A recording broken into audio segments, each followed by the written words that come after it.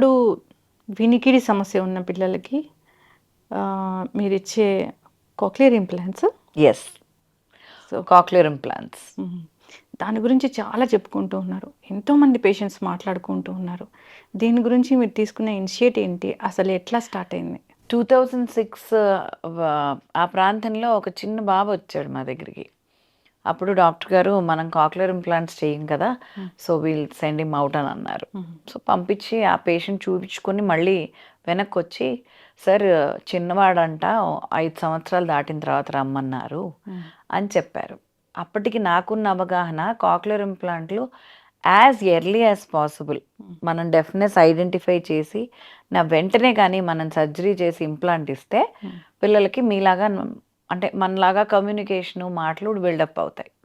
So దానికి గాను నేను అన్నాను డాక్టర్ గారితో, I think we should start cochlear implants and maybe అప్పుడు డిసైడ్ చేసాం, అప్పుడు మొదలు పెట్టాం. సో ఆ జర్నీ అలా మొదలైంది. Cochlear implant is a electronic device, it's programmed. So అది సర్జరీ చేసి ఆ డివైస్ని చెవి వెనకాల భాగం నుంచి కాక్లియర్లోకి ఇన్సర్ట్ చేస్తారు ఎలక్ట్రోడ్ని.